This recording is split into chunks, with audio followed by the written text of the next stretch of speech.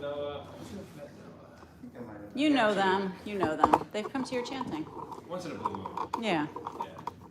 They used to come more often. He went to Thailand to get trained, right? Yeah. Did she too? Oh, right. Okay. I'm a certified Reiki master. Same. Yeah. And all kinds of other stuff, like angel. Yeah. Shoot me out. I did it all. I was like, I I don't know. need all the helpings. So I might as well do it while we're there. But there's one thing I learned though, is you can take the class and never do anything, because a healer's a healer, and if you're not, you're not. Like you can't be taught. Nope. To be a healer. So you could be a Reiki master, really not. Same thing. I took all of it. I took an EMT class. Graduated first in the class. Suck ass at it. Yeah. And there was a guy who, there was a younger kid, and it wasn't the brightest tool in the shed, but that guy, he had it. You know, Yeah. he you know, there was an accident once. The guy shit was crushed her, and he. There's another thing I learned too, is if the person trusts you, Right. and you're a healer, they will June heal, 1st is and if when- they don't trust you, they will not heal. Due date. Because the person is the vessel. Yeah. Yeah. You don't do nothing really. You're just a little conduit. Nothing. But if the person believes, many things can happen. If they don't believe, nothing can happen. You can study scriptures your whole life, and if you don't think you're going to be enlightened, you're just reading words, man.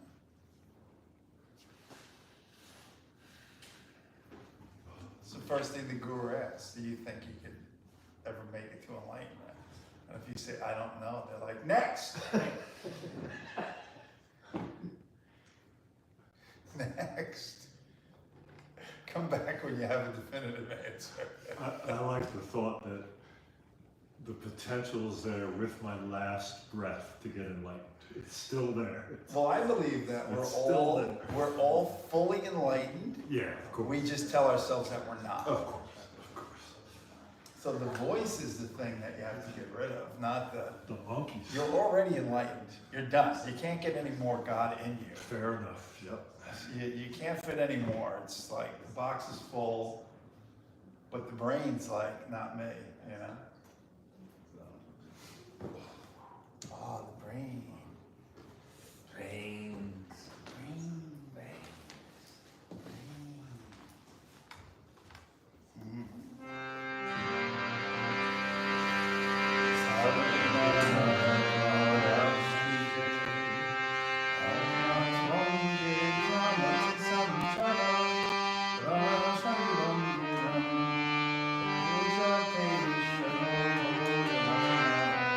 Yeah.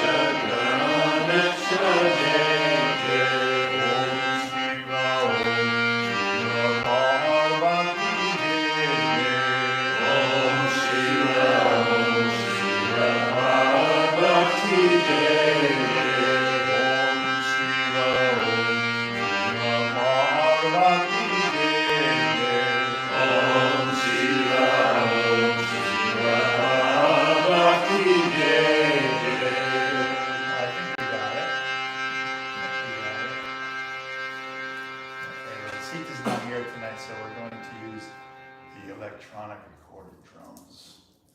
Yay! Like the old days. Like the old days. Pre-Sita. The middle days, the middle days. In the beginning, Old days. we had the Yeah. drum, and then in the middle, we had no drum, and then we had drums, and then, you know how it goes. That is nice. A little funky. That's good Ganesha.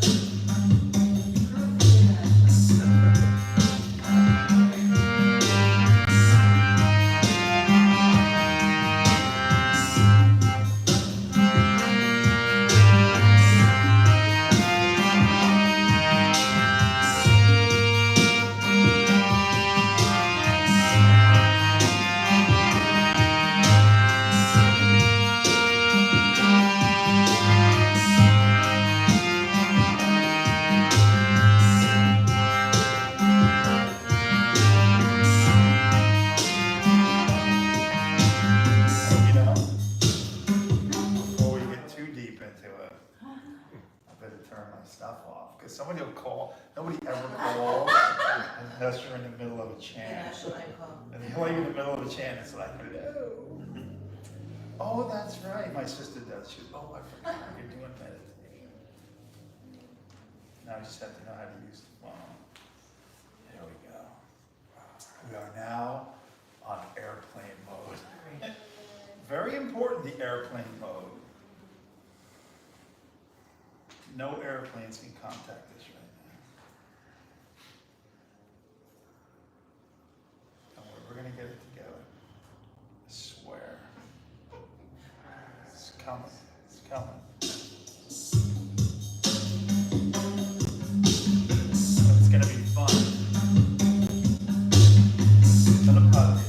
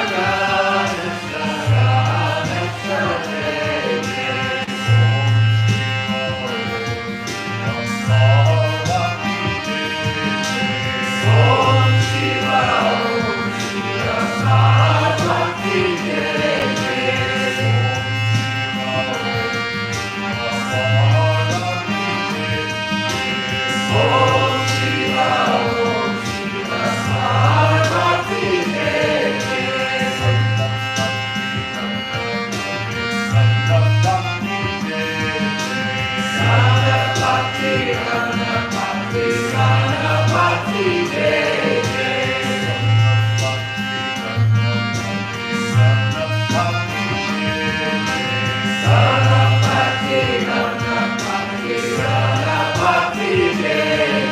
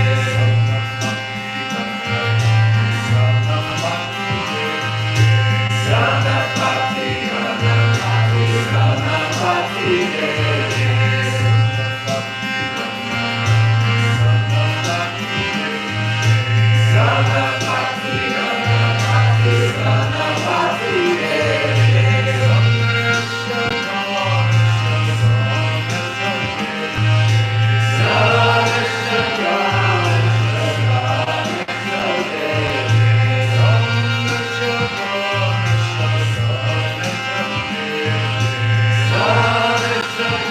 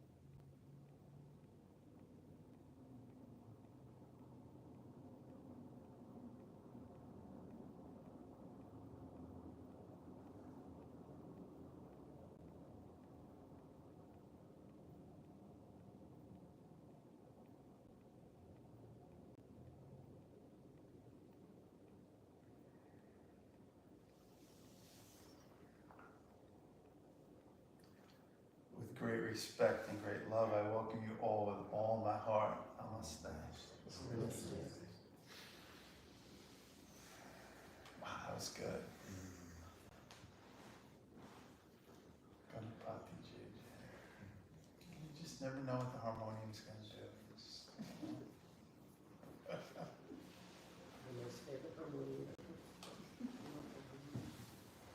Sita says hi. She says hi.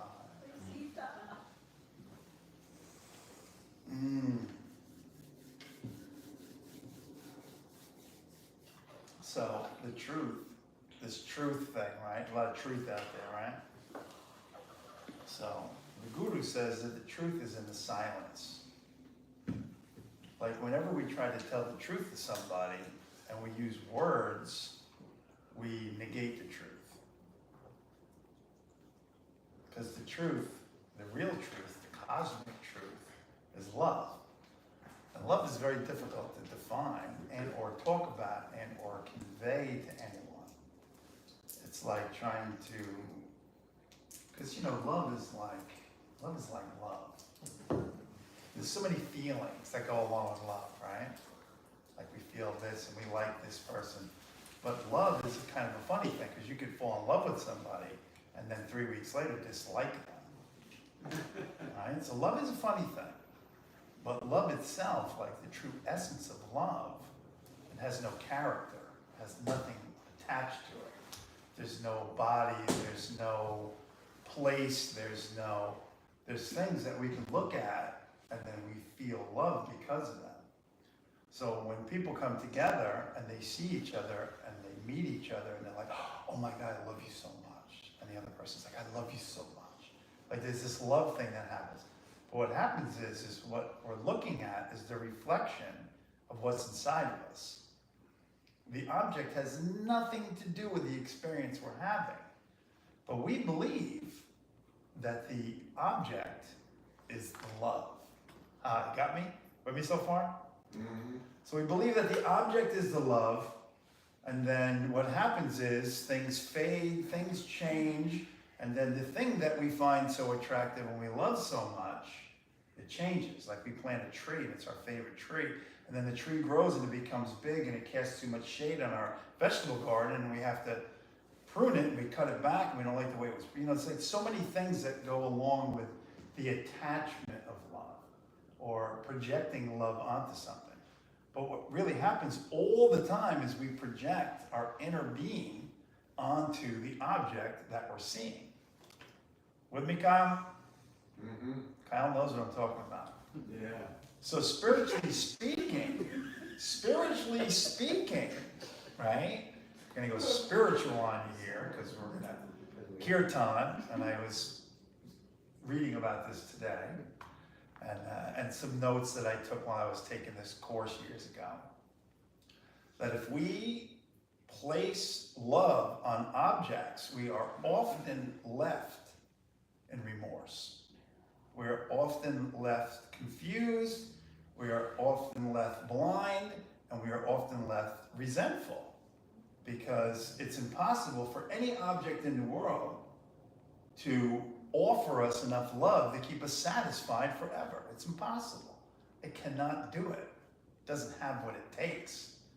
The only thing that can give us everlasting love is the bond that we have with the inner self. Because everything's just a mirror. So when we fall in love with somebody, we're just reflecting back onto ourselves what we feel on the inside. Get it? Pretty cool, right? Yeah. It's pretty cool. That's why things pass and things fade and we move along. Now, the desire that we have to stay in love with something or stay attached to something or keep the first car we ever had forever, or all these things that cause us pain are futile. But then to try to explain love to somebody, what true love is, this inner love, like people will call it unconditional love. But even unconditional love is still a manufactured thing. It still has no conditions on it. Kind of funny in a way. But real love happens when it's quiet. Real love happens when we stop thinking. Because when we stop thinking, we don't use the words it takes to fill in the gaps of whether we like or dislike or want to be with or not be with or like the way things are run or like traffic patterns, whatever it is, this thing is that we do. It takes words for that to happen. You cannot dislike something without thinking you dislike it. It's impossible. There has to be words there. There has to be some samskara there. There has to be some past impression that's been imposed on you to make you feel the feeling that you're having. So we get together and we chant mantras, and we sit quiet and we meditate so we can stop thinking. Because when we stop thinking, true love arises. And what does true love feel like? It feels like nothing. It's amazing. True love feels like bliss. Bliss doesn't have a feeling to it. It's just, contentment, bliss, oneness, disappearing. You know, these are words that diminish what's really happening, but they're as close as I could get to it. When I disappear and I diminish myself, I become innocent enough to experience the fascination of the universe without trying to impose onto the universe my thoughts of the way the universe should be. So I'm so happy that we get together each week, and during the week I can forget all of that and get bound up in stuff and things and work and what I got to get done and everything, and you know, ruminate a little bit, resonate a little bit, and then take time each day to get back into love, get taken out of love, back into love, because it's a human condition. We fall in and out of love all the time. But when we're quiet and we take a moment, we're working in the garden and everything's quiet. A little bee comes by, comes around, and all you hear is the buzz, but you don't think, what's that? What could it be? Oh my God, I'm gonna get stung, all this stuff. Like you disappear into the buzz, and then you have that moment, right? Everybody knows the moment, right? The moment when you fall, and then it's gone. So the reason we do the practices is to extend the moment of bliss. Get it? Isn't that nice? So our whole thing is me and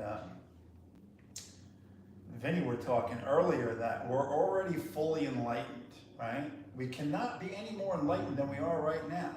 No more God can enter us than it's in us right now. We're born with it. Like, it's not you go out and you take God and you fill yourself and you stuff God inside there. Your soul is complete. It's a perfect sized vessel for the amount of God that you have in you, or spirit, or whatever you want to call it. But what happens is the mind clouds it. It's like throwing dirt on the windows of your house.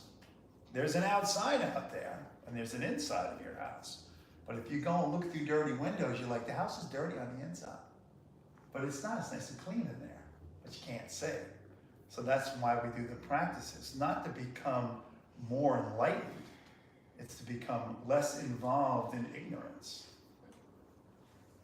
Yeah. More innocent, less ignorant. More innocent, less ignorant.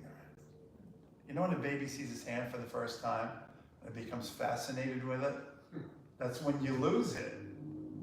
That's when you lose it. Before that, you're just one with everything, and then all of a sudden you're like, wow, like I got a limb over here, you know? We're gonna try and be limbless. Limitless. Limitless. So our greatest asset is the mind, because the mind can bring us to enlightenment. But our biggest defect is the mind, because the mind likes to take us out. Likes to take us out. It's like, no, this out here is more important than that in there. When you become enlightened, that out there is the same as what's inside there.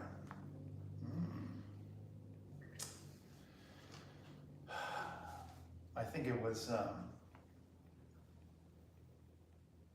Arjun. Was it Arjun? Or maybe it was Nivriti. Maybe it was Nivriti who said that when you take water and you pour it in a vessel, does the water change? No. And if you break the pot and the water fills out, does the water change? No. Water's water. The vessel can change, but not the water. So that's love. Love is the water. Anyway, that's what came out. That's what the harmonium told me to say. I can't get around it. You know, believe it or not. No.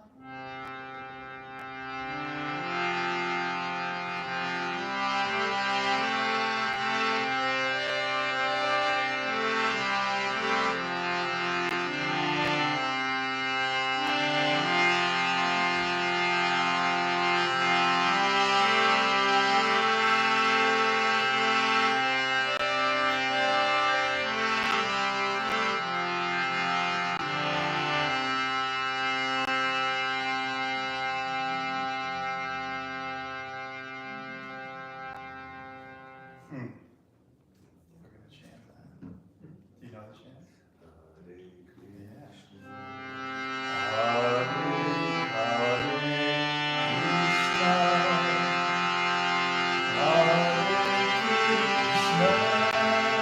Hare Krishna,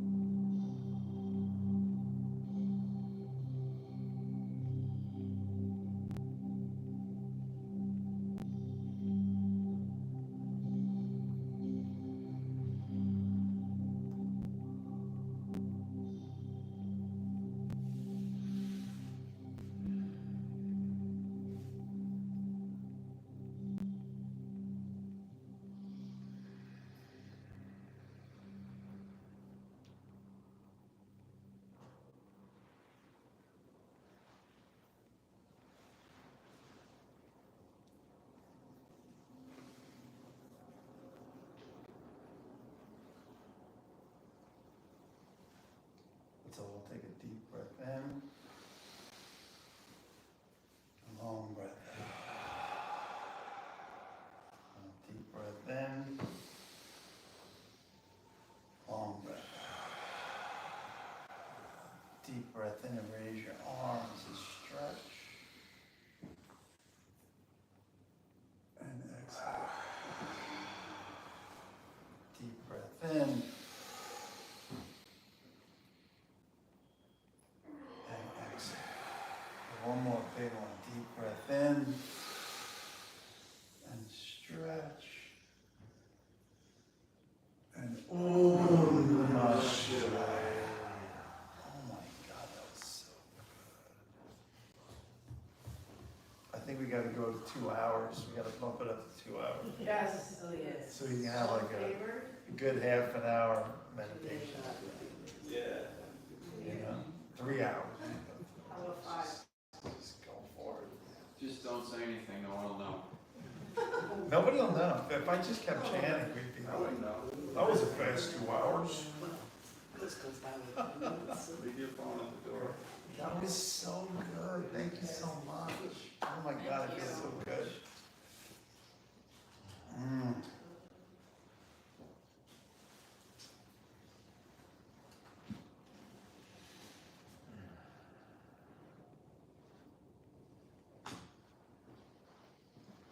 You guys have no idea how much I need you. No idea. You have no idea how much I need you.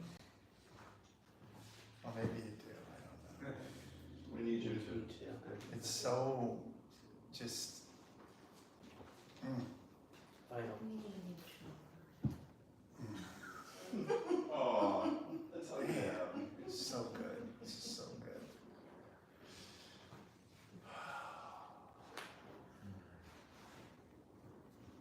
To disappear into the void.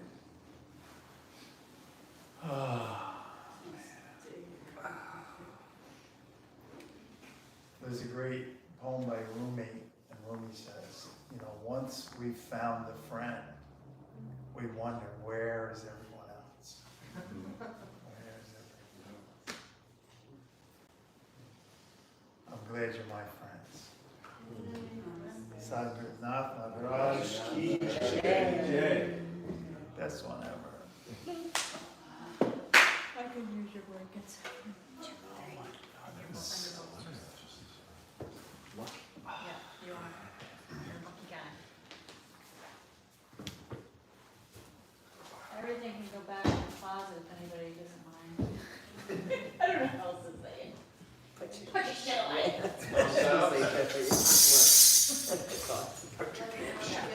But I can use yours. You know, one thing about yogis is we're all Savites. So if there's something to do, we're like, I'm okay, very humble. we just love it. We love stuff to do. Hell yeah. I'll do it. Sure. After you. There's 8 people watching. You want to say bye? Bye. Bye. Bye. Bye. Bye. Bye, 8 people.